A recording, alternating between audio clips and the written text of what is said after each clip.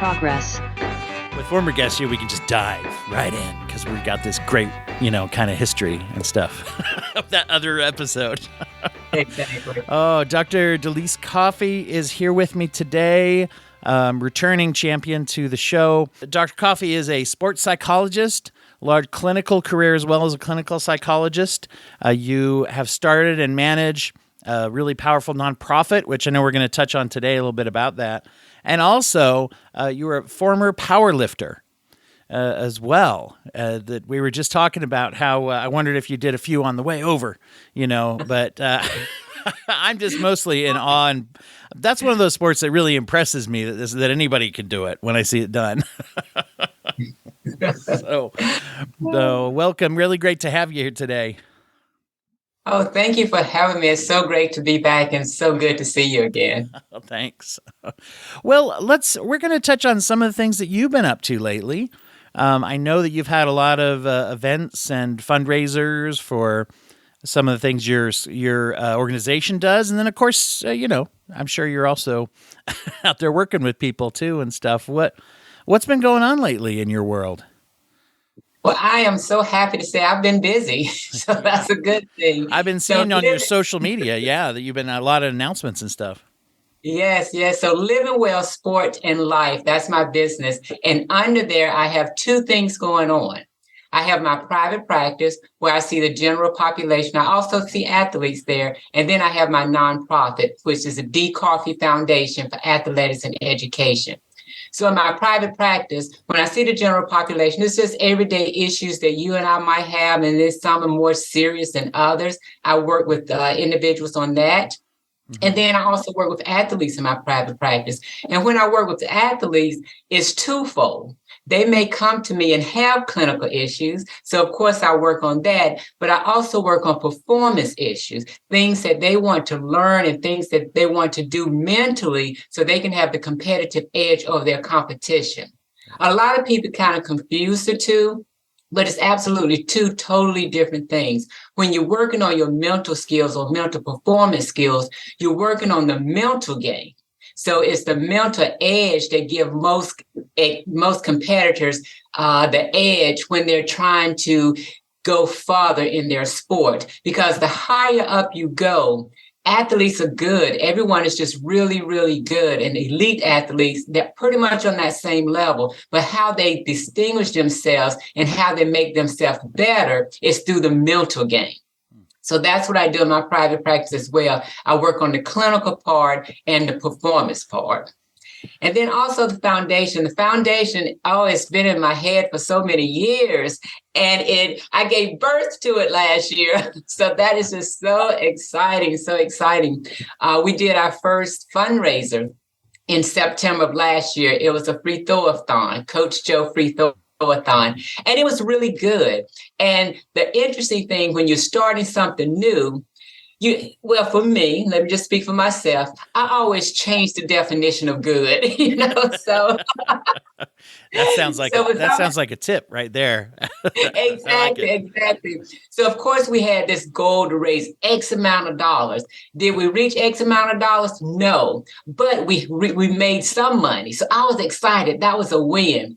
I reached out to a lot of people. A lot of people respond. To me, that was a win. And then I got some monthly donors. That's a win. And I got some regular donors. That's a win. I got out of my comfort zone and I was consistent. I had a team. So that's a win. So in my mind, it was awesome. It was great. I like that moving.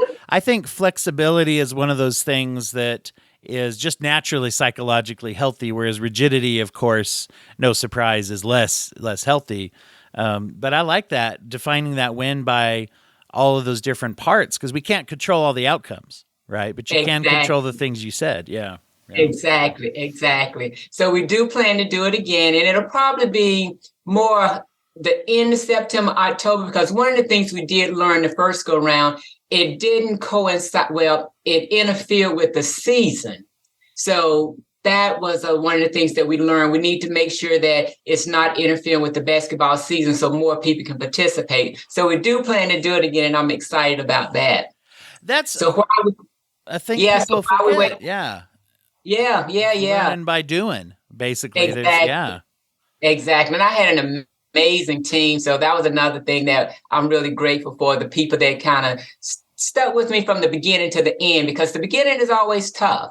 And you do lose a few, but I had a lot to stick around all the way to the end, and they're planning on coming back. So I'm so grateful to my team and to my board because they made things happen for me.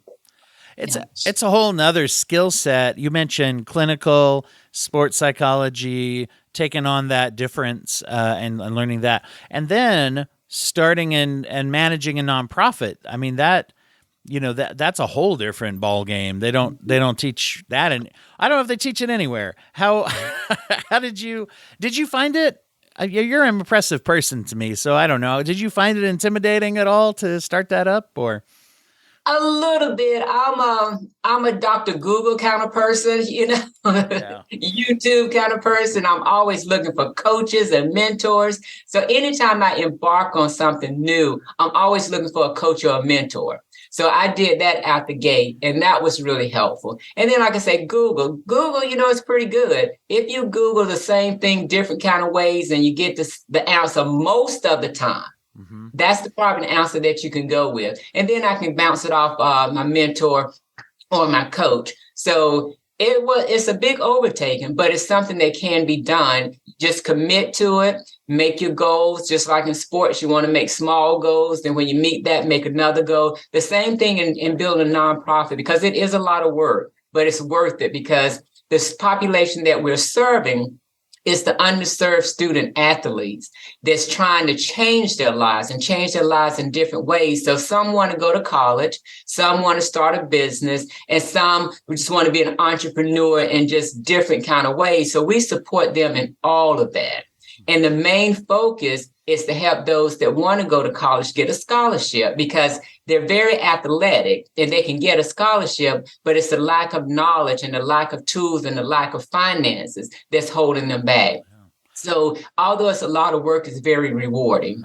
That's historically one of the ways people have tried to change their circumstances, right? And to get college education is scholarships through sports.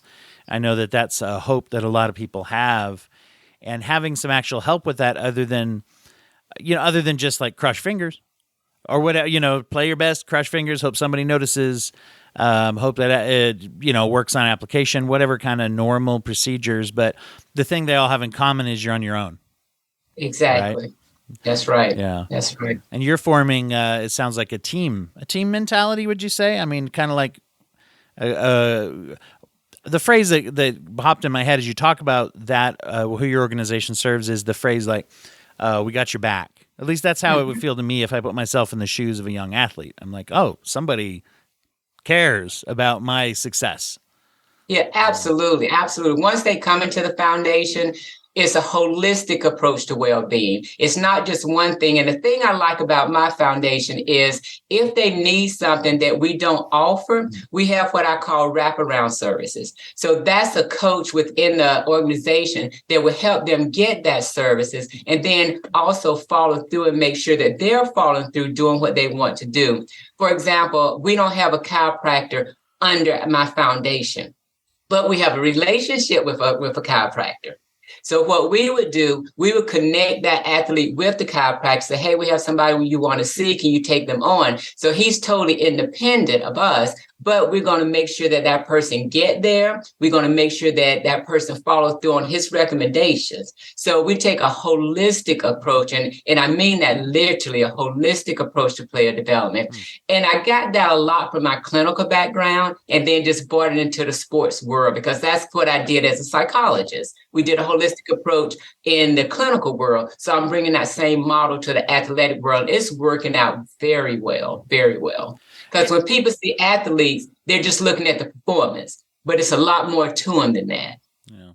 Well, and it seems like it would set people up for more success once they get into college, or, that's a whole different, pardon the phrase, ball game, metaphorically, often as well as literally, depending on the sport, right? It's a whole different level of competition. Like you'd mentioned, when people get to a professional level, boy, everybody's good. And college, I think I assume you see the same thing, right? People, it ups the game of who you're playing with, I guess. Does that make sense? Yes, absolutely. And that's another thing that the high school students, they don't totally understand and totally embrace. Like they may be the best in high school, and you usually have about one or two that's just really great in high school. So they think they're going to maintain that same level of greatness in college. It doesn't work like that. Once they get into college, every great player in high school is there. So we try to mentally prepare them for that transition, and then also try to train them one-on-one with their basketball skills. Yes, this is really, really good, but we can work a little bit more on this to get it better. So when you go to college, you're still a cut above the rest. So that's kind of how we like to prepare them, because a lot of them just don't realize that once they take that next step, everybody is just great.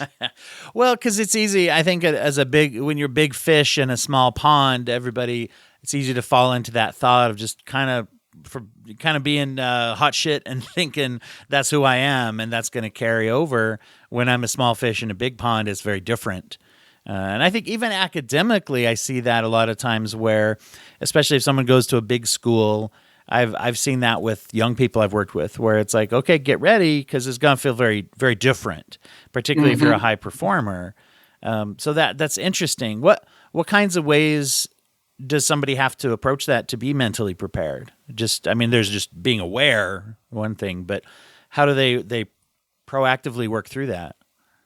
One of the things that's really good is visualization and imagery, because basically in their mind, they can have the perfect performance. So if they're practicing the perfect performance in their mind, they're getting repetition, they're getting practice, because the mind really can't distinguish between what's real and what's not real.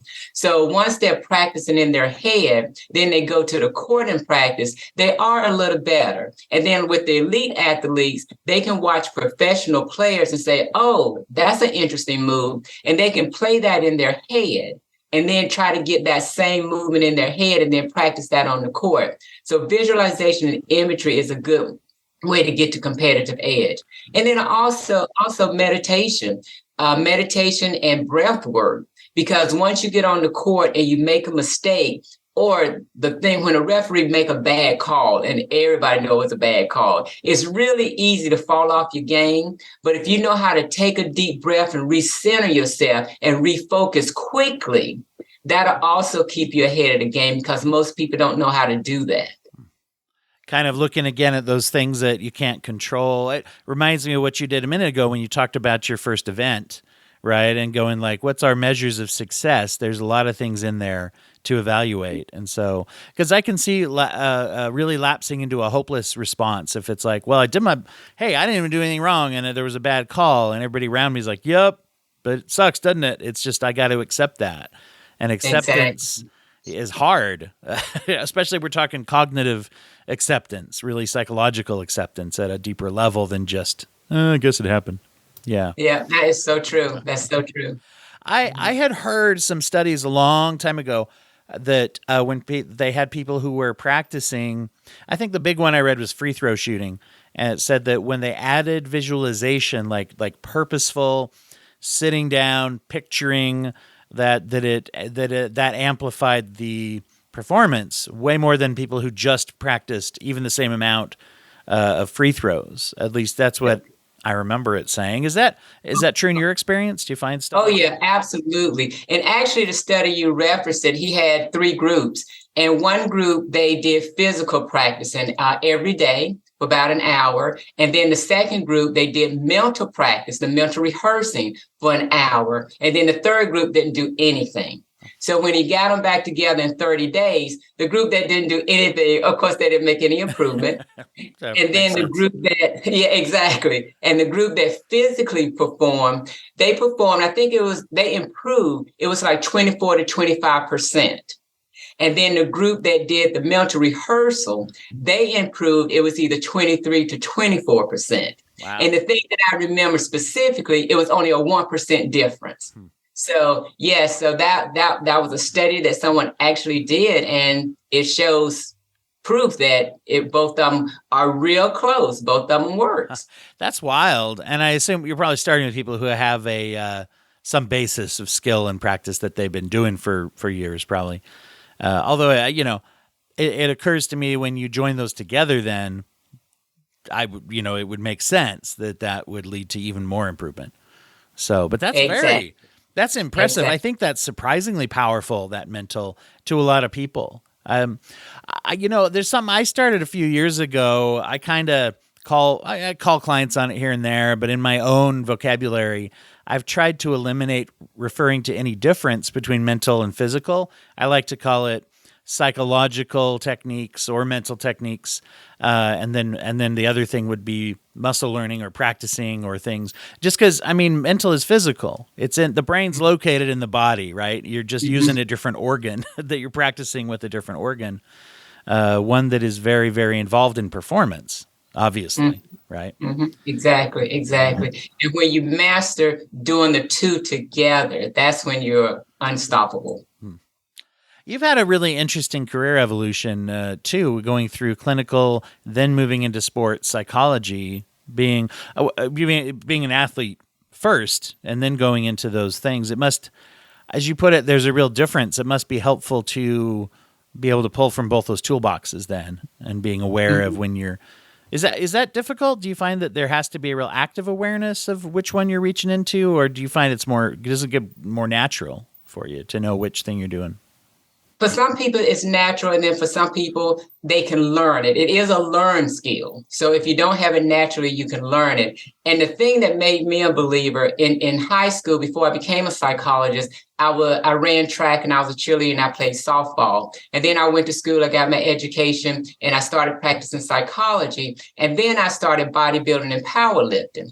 So what I was doing then, this was before the sports psychology part of me, the mental performance. I didn't know anything about that. So while I was powerlifting, the weight was, really heavy. Yeah.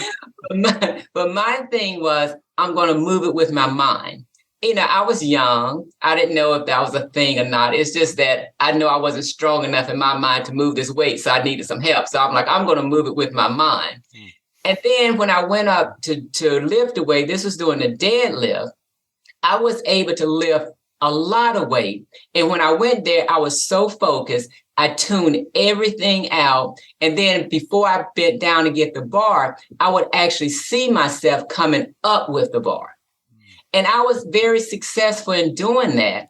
And the way that I know that this is a real thing, I also participated in squats. I was doing squats while I was powerlifting.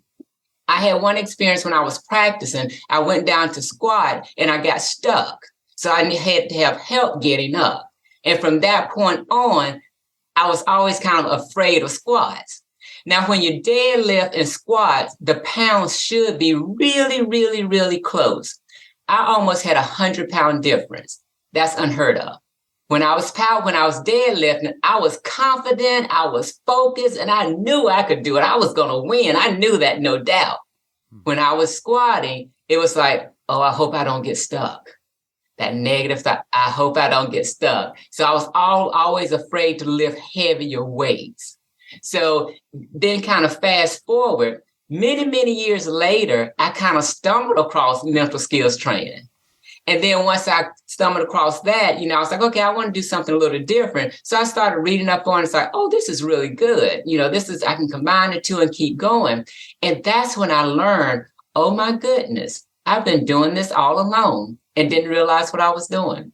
That's why I'm so passionate about teaching people, because I know it works. It worked for me. I've had other athletes that it worked for, and it works. It works. It was just mind blowing when I started really learning about this.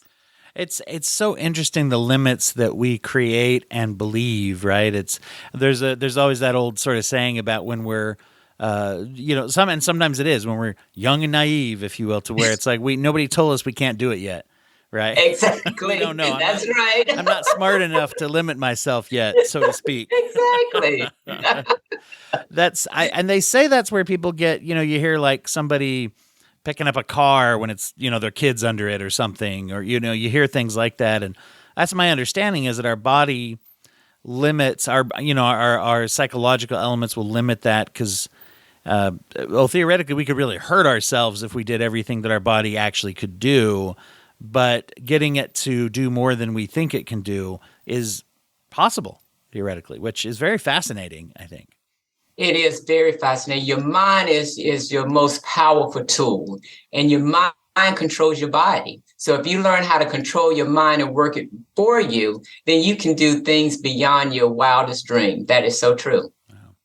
How do you have people approach that kind of mental block? If I'm looking at, no, I just can't do it. I've tried and I can't. And I mean, there's a great example there when you mentioned like like an above average difference between squats and deadlifting is, I would, that's pretty big evidence if someone's there to point it out.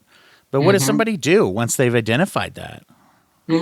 What I normally do when somebody have a block like that, we take a step back and then kind of walk you forward in very small increments, and just using the squats for difference. If I had someone back there that was a mental coach, what would have happened was, okay, instead of putting 200 pounds on the bar, because I think whatever I got stuck at, it was like 2 something. So instead of putting that on there, back it down. Just let me do the bar and get used to going down and coming up, going down and coming up. Then put a little bit on there and gradually work my way back up to 200 and beyond. So that's what you want to do when somebody have a mental block. And like in basketball, every now and then you may see an athlete to get in a funk. Now, the athlete is good, but they're not hitting anything. They can't even make a free throw, So I want to say, okay, what was going on when you was at the free throw line? Well, the game was kind of tight, and I really didn't want to miss the shot because I know everybody's depend. That's the wrong mindset. That's the wrong chatter to have in your head.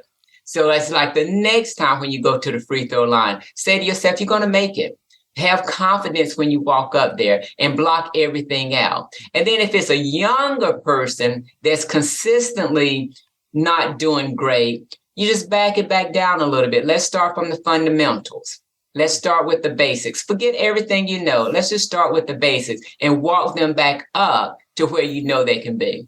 That's really interesting. I feel like it's the same with really any of our goals. I like to advocate what I call shrinking the goal. It's kind of similar to what you're saying. It's like I keep having a goal and it's not happening. So, well, let's make it a little smaller. And if it does not happen, we make it a little smaller. And we go to the point. I always say we go to the point till it starts happening. So if it's like, oh, I want to go to the gym, that's a goal. And it's like, boy, I keep having this goal. And it's like, it's easier to sign up than it is to go, which as a matter of fact, I've learned, gyms count on that. That's their business model. 20 to 30% of people who have a gym membership apparently are the ones who use it. Most gyms go out of business if more, if 70% used it. And so people don't, they get the membership and they don't go. And I like to work on, you take that and you say, well, what if you just go and don't work out? Can you get yourself to walk in? Look around, walk out. That's something, at least. And then while you're there, eventually you're going to pick up a weight or get on something for a few minutes, right? And if I can't even do that, it's like, well, can I pull into the parking lot on the way to work? And sometimes people think I'm crazy. This is why people think therapists are crazy, right? When we look at that and it's like, well, that's nothing. It's like, well, no, it's actually something. It's a change in your behavior. And if you can train yourself that you can change your behavior, you can change it. Exactly. The limit goes away.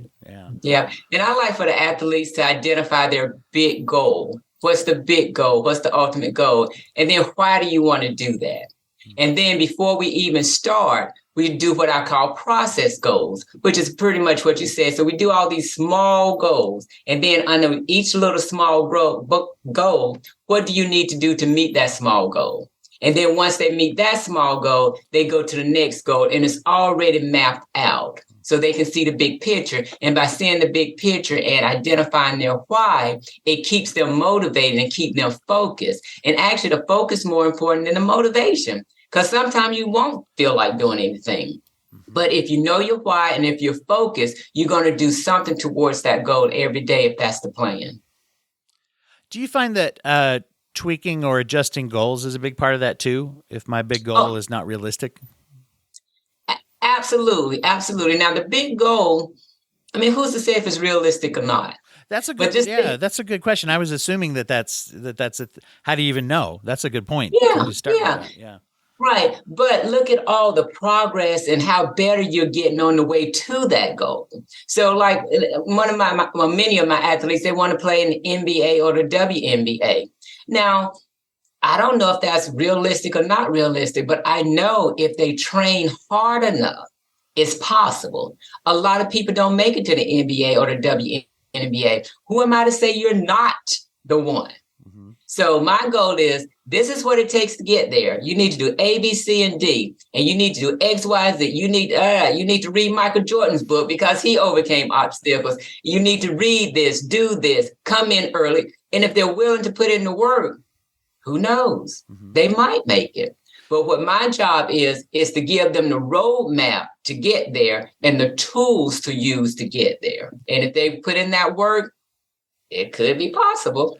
Well, and my experience has been when people have a goal like that, a real big goal, they're usually, it helps when their clinician or their psychologist or their therapist or whatever, we tend to be the ones to believe them and back them up, right? Because there's usually plenty of people telling them it ain't going to happen. Mm-hmm. Right? There's a lot of people saying, don't bank on that. Yeah. Do you find there's an appropriate balance of a goal like that that's like, let's be honest, like you said, it's statistically unlikely that I'm one of the ones that makes it, but why wouldn't I be one of the ones? Not me, by the way, Yeah.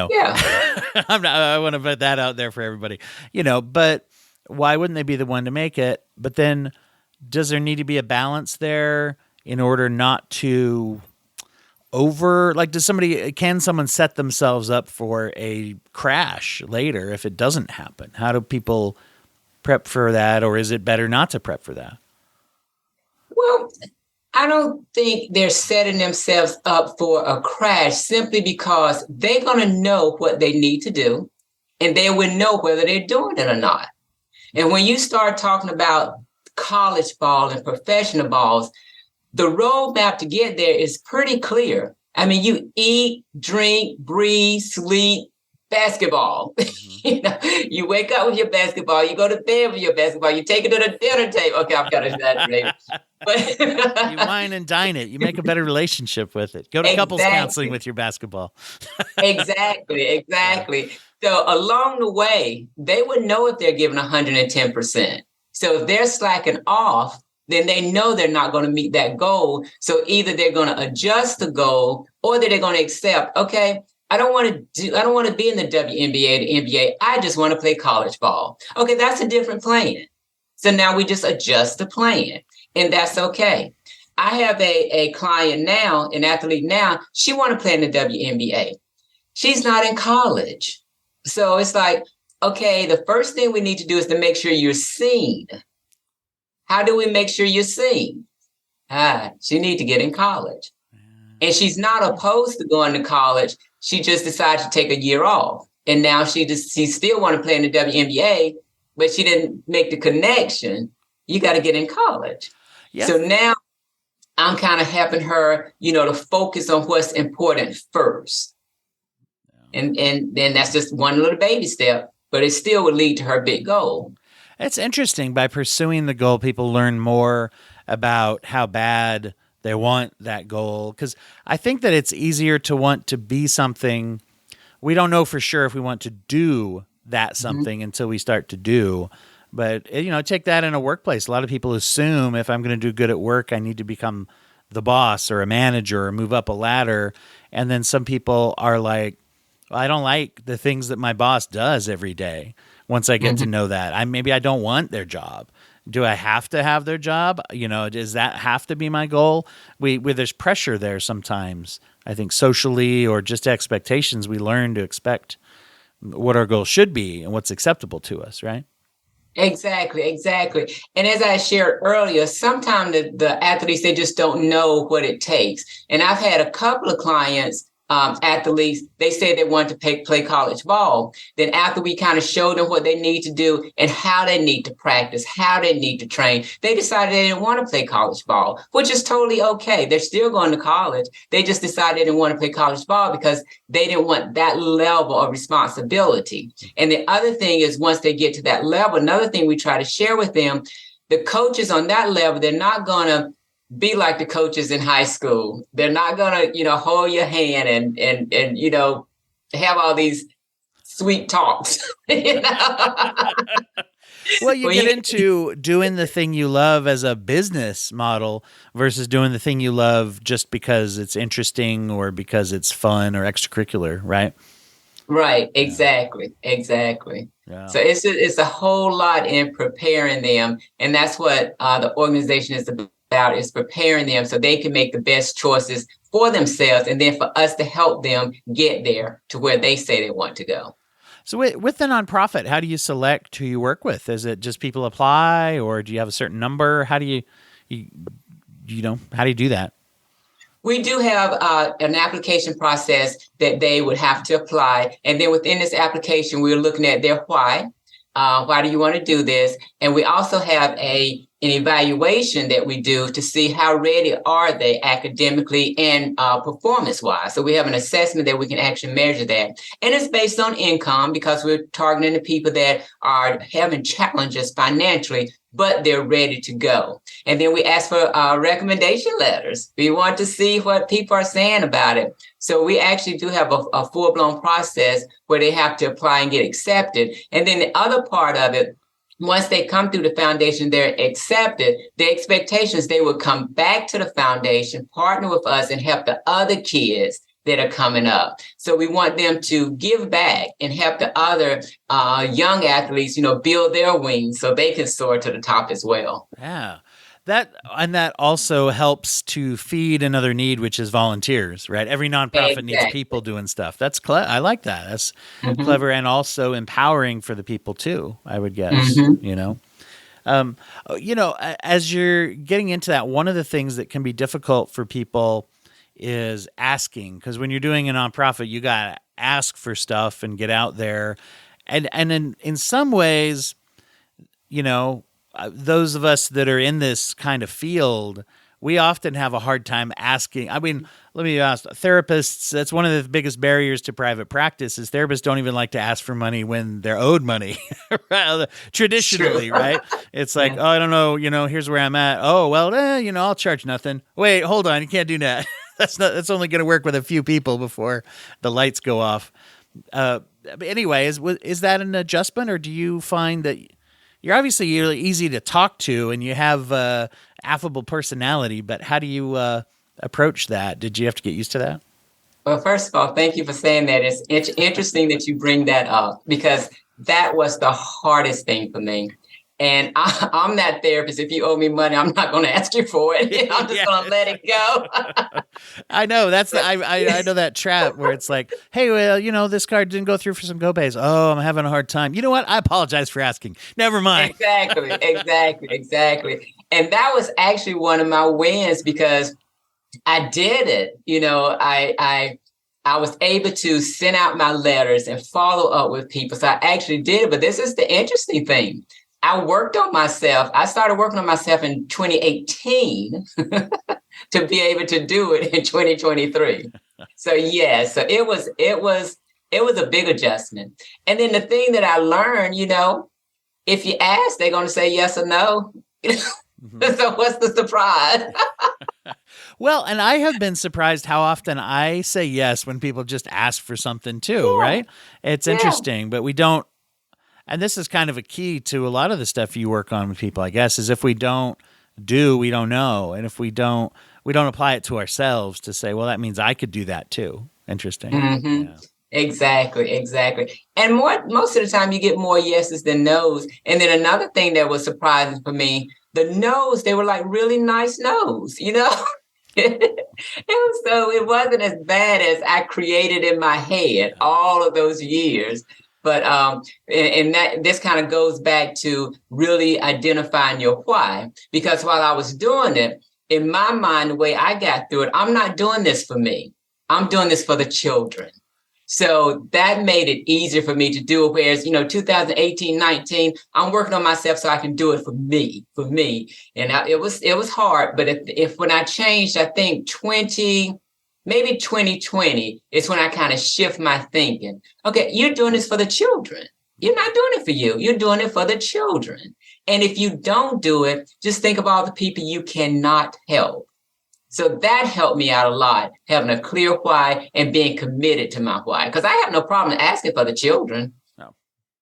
Yeah. That's great. I had a therapist who used to push that a lot with me. She'd talk about, envision what's going to happen after you do that healthy thing, and I've used that on myself and shared that with people too. It's like this thing, it's hard to do. If I could do it, what's life going to be like a little different? It's like, wow, the sense of accomplishment, or maybe the practical, it might work, I mean, that's the other thing. It definitely isn't going to work if I don't do it. So I like that, looking at the kind of consequences of what's the worst that can happen, and then on the other side, what's the best that can happen. I think we don't ask ourselves that enough, Mm-hmm. Yeah. That's true. That's so true.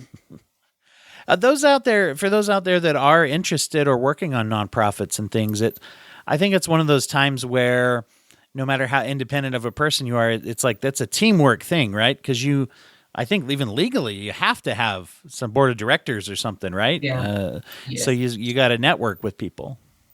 Absolutely. Networking is a huge part of it. And that was another one of those things that I had to work on.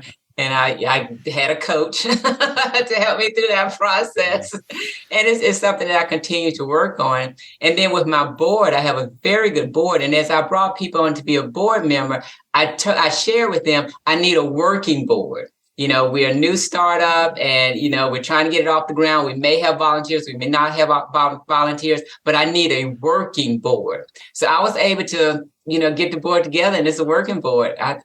They were really the backbone. Yeah, they really helped get things moving. That's excellent too, because sometimes those groups can just be, well, we get together twice a year and vote on something, or have lunch or something. Yeah, and that's good too, because I find that I don't know, I'm not in private practice because I love being part of big, huge corporate teams. I got into private practice because it's like I like doing my thing with my patient, and then we work on health together and make a lot of those decisions. It's kind of a weird feeling of sacrifice to say, I'm going to let these people might have opinions now.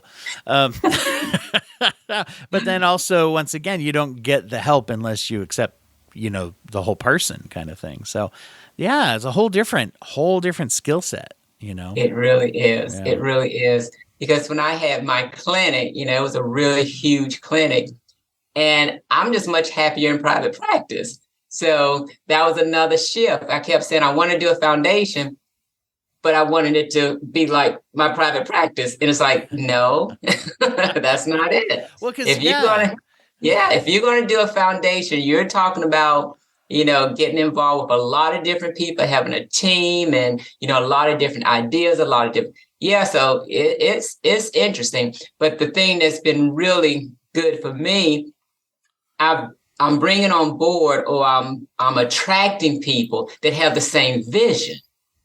So by us all having the same vision, everything flows well. So even if it's different from what I want to do, it's a better way to do it, going in the same direction. So I have no problem with that. I say now, make my best better. It's great so when you, charge. No, yeah. I had, one of the best pieces of advice, even just in being self-employed, that I got was to say, if you see somebody who's doing something a little more than you are, or even a little better than you are, go hang out with that person as much as they will let you. And often that engages, along with getting yeses from people, there's the element of mentoring. And most people who have passion, they want to mentor. That's true. That's where even you get the no. I've noticed this with inviting podcast guests on. If I get a no, it's often a no, and they'll welcome like, oh yeah, but you should talk to so-and-so, or something like that. And most of the people I've approached have said, yeah, to come on, because they want to share, because they're passionate. Yeah. So, And it's the limitations we put on ourselves. We just have to be more mindful of the limitations that we put on ourselves and the kind of negative chatter that we have going on in our head. We all have it. Yeah. Well, and so, that anticipation though, too, I think that's part of acceptance, to say, can I have that negative chatter? Of course I can. I'm going to, so I might as well accept it's there. I can't work with a reality that I wish I had. Right. I have to work with the reality that's there. Exactly. And awareness is just such a big key because you have about 60,000 negative thoughts going on a day. And if you don't do anything to counter those negative thoughts, that's what's going to eventually be your reality, or that's what eventually you're going to believe because it's going on in your head so much. So even with my athletes, I tell them, you're going to have the negative thoughts. So don't be disappointed if you're thinking negative, but have a positive thought or a positive action to counter that and dwell on the positive side of it instead of letting the negative part simmer in your mind, because you don't need any help with the negative thoughts. They're automatic. They're going to come whether you want them or not. It's the positive thoughts and the positive actions that we have to work on and be intentional about. So the first part is awareness of what I just said. And once you know that, it makes things a little bit more manageable. Mm-hmm. I think a lot of times people think we should eliminate the negative thoughts and focus exclusively on positive thoughts. The funny thing about that is, number one, you can't. It's impossible. We can't, because like you said, they're automatic. We don't choose to do them. And when you don't choose something, then you can't exactly choose not to have it. You're talking more about broadening the vision to include, the negative's there, whatever, but let me also focus on the positive as well, is what it sounds like. Exactly, because you're absolutely right. The negative thoughts are automatic. They're going to come, and we can't stop them, and nor do I try to tell people, don't have negative thoughts. It is impossible. Mm-hmm. But if you know that it's automatic, if you know that it's going to come, what are you going to do about it? Are you going to let it simmer in there and then you start believing it? Are you going to act on a negative? What are you going to do about it? Well, the best thing to do about it is to have an ideal or have something positive that you want to happen. And then start working and started focusing on that. So if you start focusing on what you want to happen, then those negative thoughts, they're going to fade. They're going to fade in the background. And even if they don't fade, you're not letting them control your mind. You're now consciously and purposely focusing on something else that you want to happen with intention. And I mention this periodically on the program, but I produce a couple of podcasts for some other people. And there's a podcast. It's called the Rise Today Inspirational Podcast. And Dr. Erica Harris, who's a life coach up in Canada, and she's also a cancer survival coach because of her own experiences. She was diagnosed with what they thought and said was terminal cancer. And if she would have just accepted it, she wouldn't be here now. So she went and got other opinions and she worked on things. But the real interesting thing is when she talks about this experience, she talks about realistic optimism, that she was really focused on positivity and optimism and saying, I believe I can beat this. I'm going to envision myself living and be there for my kids. And then she said, but she also felt like it would be irresponsible if she didn't plan on what to do if she died. And so she made little videos for her kids at certain times of their lives in case she wasn't able to be there and, things like that. And she didn't interpret that as negativity. That was just the realistic part of optimism, to say, if I can't beat this, I still want to be prepared. And the key word you say that she didn't interpret that as negativity. So she turned an event that most people would have said is negative into positive planning or planning that she wanted to happen. She's taking control of her life. So that's the key. It wasn't negative to her. No. Huh.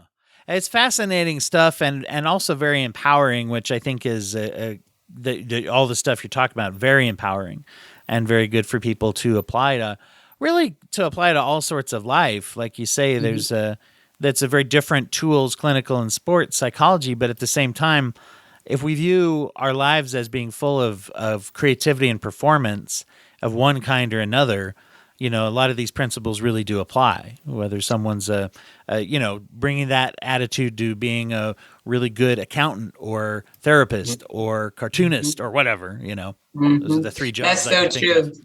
Yeah. And it's interesting you say that because I have a lady that's in graduate school. She's an older lady. She's in her 40s. And she listened to my work all the time. And she said that's what's helping her get through school is listening to my the information that I put out there. And a videographer, he listens to a lot of my work. And you're absolutely right. I talk a lot about athletes, but it does. It applies to everybody. It applies to every sector that you're in to help you succeed and move forward. It's always good to be able to talk with you about these things, and I think it's once again very inspirational, empowering too. How can people find you and follow you, and how can they participate or help out with the organization? As far as the foundation, if you go to drdecoffey.com/foundation, that's where you can get information about the foundation. If you stroll all the way down to the bottom, you can donate. And I'm so grateful for any amount because any amount would help. That's drdecoffey.com/foundation. Now, if you're interested in any clinical work or any performance type work, you want to go to mindsetsportspsychology.com. That's mindsetsportspsychology.com. That's where you can get the information about my clinical work and my sports performance work. And I always tell people, there's different things that you can do to help out with things. And if you can't afford donations of any kind right now, although, I always say it's interesting because even throwing in $1 or $5 if we can, but, not everybody can. Not everyone's in a position, especially with every single charity that they think is good. And I would say if you can't do that, at least you can tweet a link, right? At least you can tell friends or put it up on Facebook or anywhere where you do social media. You do quite a bit, by the way, of educational and inspirational materials on social media too, right? With Instagram. I do. I have a YouTube channel that I post things on, and that's Dr. D Coffey. And I try to put information out there for, education purposes. And then also on my Instagram, that's Dr. D Coffey 19. And then Facebook is Dr. D Coffey. Right. So I try to put out information that's helpful. And at one point in time, I was, putting out a lot of information, just kind of education, helpful. And then one of my coaches say, you need to put some fun stuff in there every now and then. So I'm learning how to mix it up. That's the balance. And anyone who follows this show knows that balance is something I try to do, and probably better than sometimes. You'll look at 1 month, I'll release a whole bunch of stuff about real serious, helpful clinical stuff, and then the next month it'll all be about whatever Marvel's doing and the psychological elements of Wakanda Forever. Everybody should go back and listen to that one if you haven't heard that one. Anyway, very good for people to know, and like I say, it doesn't cost anything except a few minutes to even share these kinds of things. And so whenever people are in a position to give something, and if you're not in a position to give, then also very helpful stuff that you mentioned for anyone out there. I think a lot of listeners to this program are humanitarian minded, not surprisingly, as either an advocate or interested in mental health, or those working in the field as well. So I would say, very interesting stuff for people to work with that. Well, I often ask people to share kind of something like a nonprofit or a community event. This whole episode's been about that, so we'll leave the sharing of yours. But after people have been on the program before, I've come up with a follow-up question where I'm just asking everybody to say, is there one thing, either big, little, something people might think is silly, something that might seem serious, anything that you would say people could do to just be a little healthier, something that's good or fun or helpful for people that they can do? Any thoughts about that? Oh, absolutely, because I am on this health journey, and I'm going to share with you the thing that I am working on, drinking water. I am convinced water is the miracle cure. It's the cure for all. So getting your water in, and there's a lot of different formulas out there about how much water you should get in. So just kind of be mindful of that. They say the 64 ounces, and then some people say half your body weight. So figure out what works for you, but getting that water in. And I struggle with that. So, you all kind of send me some encouraging words and send me some posts and say, Dr. Coffey, did you drink your water? It's a hard thing because you got to go, you can get it and stuff. And especially I think when you work by appointment like we do, where you're working with people hour, however long our sessions are, a lot of sedentary sitting around and a lot of like, oh, crap. If you're like me, you like to talk. It's like, oh, shoot, we got to get the next person. They're already in the lobby. Let me go get them. And then next thing I know, it's 6 hours have gone by and I'm dehydrated, right? So, Well, thank you, Dr. Coffey. So good to have you on again. And best of luck in all the stuff you're doing. All right. Thank you. And thank you so much for having me.